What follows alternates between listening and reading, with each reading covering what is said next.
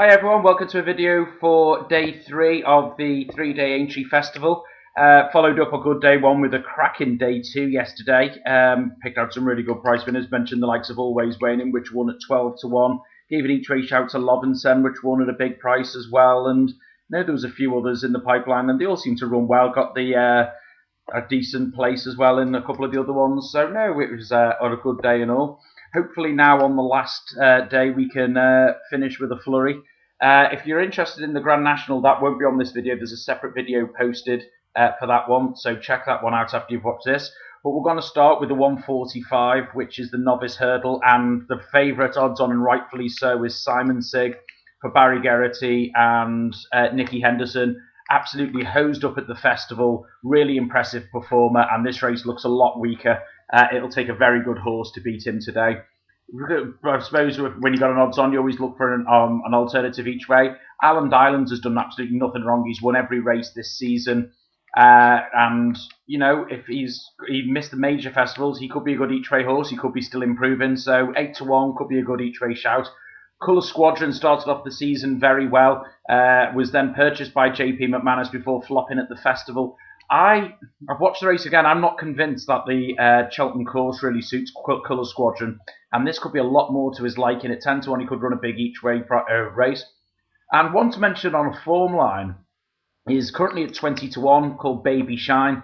Now, he came second behind It's a Gimme, who was a huge gamble yesterday into 7 to 2 and was right there until he blundered 2 out. I think he would have had a say in the finish.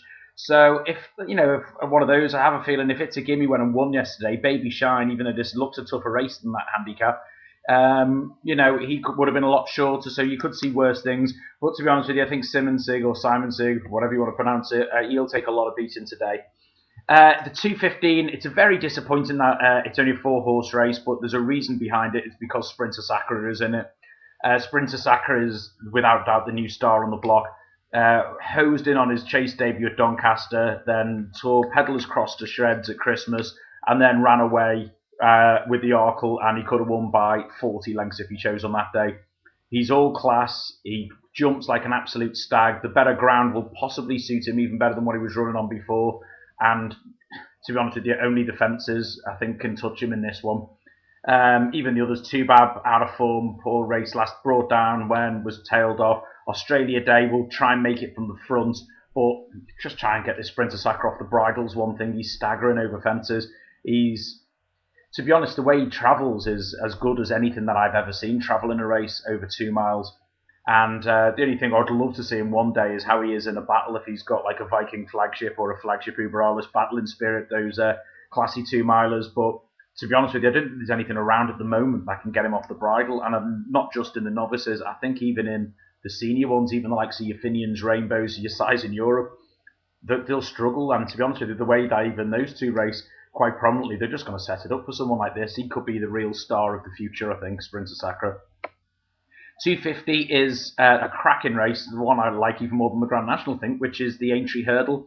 And the favourite for this, rightfully so, is Oscar Whiskey, who had done absolutely nothing wrong all season before not staying behind big bucks over 3 miles.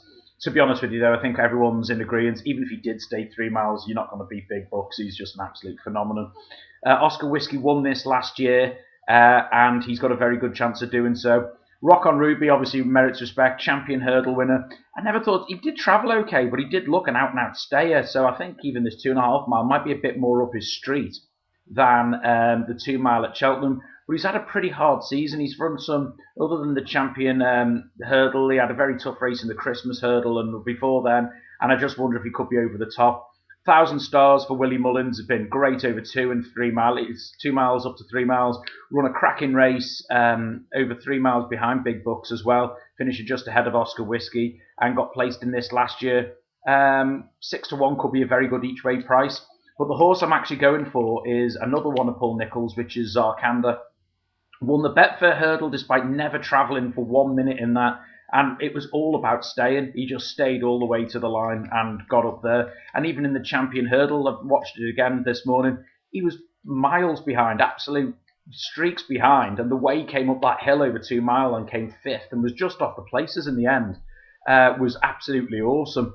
I do think this step up to 2.5 miles will be in his favour. He's only raced twice, and he's my idea of the winner. Currently around 3-1. I think that's a very good bet on Zarkanda. 325 is an interesting race, and the horse I do like is the favourite here, actually, which is Chapeau Tertian. Backed him at Cheltenham and just couldn't go through with his effort over 3.25 mile with that hill. Got held up, got given a cracking ride, and to be honest with you, was just beaten by a better horse on the day. He's now handicapped, and Ruby Walsh has picked this over any other horse he can ride in this race. He's on a decent mark. And providing the season hasn't caught up with him, 5-2 for Chapeau Tertian, I think is an actual very fair price. Marufo in this is an interesting one at 13-2. In a way, he could have the best form on offer because he's half length behind Niche Market in his last run. And obviously, before Niche Market sadly got injured and retired, Niche Market was highly thought of as a contender for the Grand National. He should have no problem staying. The good ground will be fine, and he could run a big race. And on another form line, if you're looking for an even bigger price, at 12-1 is Akatak. He was a staying on 5th to Huntball over 2 mile 5 at Cheltenham. Now, if you watch it, he got outpaced, and then after the last, just started staying on again. I think the step up of another 6 or 7 furlongs will be right up his alley, and he could run a really big race. But if we were looking for a winner, I think Paintball will take a lot of pegging back if he's not over the top. The other worry here is he has fallen around Aintree before, actually. But we just got to hope that, because it was like 5 seasons ago, it's enough. But I think he's the class horse of the race, is Chapeau Tertian. 4:15 is obviously the John Smith's Grand National, so there's a separate video for that, as I said. The 5:05 is an interesting one, which is the ever-competitive 2 mile handicap hurdle. And the horse I'm going to go with there is someone who I thought would win at Cheltenham following his win at Sandown, and that is Paintball. But it was unlucky to miss Cheltenham. He got a stone bruise on his foot, I believe, and he would have been okay, but we didn't want to risk him. Now, he's been very lightly raced this season. The breathing operation worked wonders at Sandown. This doesn't look as competitive, and providing he's got over his injury and everything's going okay, I think Paintball's the type of horse that's absolutely made for this race. He travels so well, and I think now he'll start seeing his race out a bit better now he's had that breathing operation.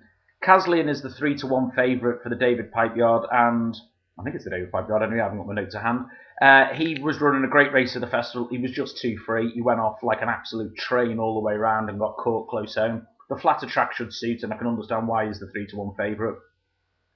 Sierre de Grugy is an interesting one who's got a lot of placed form around Aintree, and 9-10-1 on offer is a very big price. Obviously got placed behind Paintball last time on slightly better terms now. Proven course form, he could run a very big race. That's a huge price, I think, actually, on Sierre de Grugy. Very tough horse, too. Constant Contact is the third favourite for Donald McCain. The only worry for him is he only had one good run, which was last time out, so it'd have to be a bit of a leap of faith to go and take him on to be backed at 8-1 on the grounds of one good run and 2 shocking runs, really. But, you know, you never know. It could be just the start of a bit of improvement. And if you're looking for a very big price, have a look at Jus Bale. Yeah, once again, it's trained by Donald McCain. He's improved all season and won last time. And I think it was Newcastle or Sedgefield who could have been very, very impressively. If he's still on the upward curve, could be the type to run on into a place. But if we're looking for a 1-2-3 in this, I would fancy backing Paintball from Sierre de Grugy and Caslian. And then the final race of the day, which is the final race of the Aintree meeting, is the second bumper over the 3 days. And the horse here, who looks very good, is the Ferguson trained Population. Currently 5-2. That's a massive price, I think. He's been fantastic twice, especially at Ascot last time when he came through on the bit and he literally got given a lesson, got a lesson into the horse. Came there cruising upside the winner and then only let him go in the last half furlong before quickening away to win. And then eased down. It was very, very impressive. He's been given a break since then. The ground should be fine. And I actually thought, to be honest with you, he does, the way he runs and everything reminds me very much of Don Cossack, who had tipped up and won at Fairy House.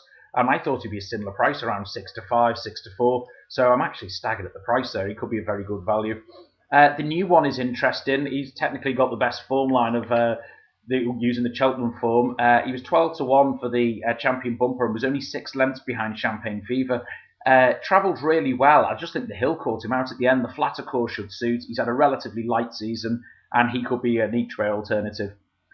Sir Johnson had 4 wins on the spin before Cheltenham. I watched this race again, though. He chopped and changed his legs so many times. I just don't think the undulation suited him.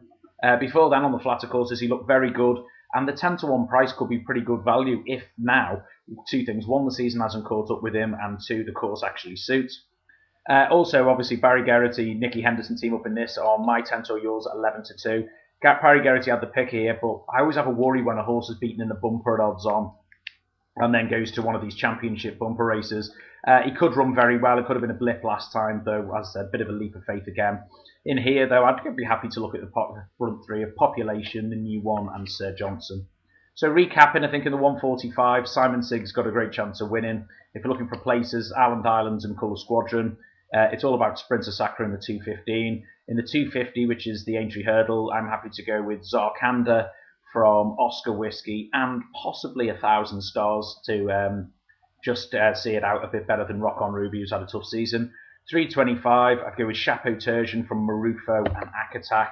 Grand National, as I said, it's got a separate video for this. And then in the 505, Paintball from Sierre de Grugy, Caslian, and Jubale at a big price. And then in the 535, it's between, I think, Population, the New One, and Sir Johnson.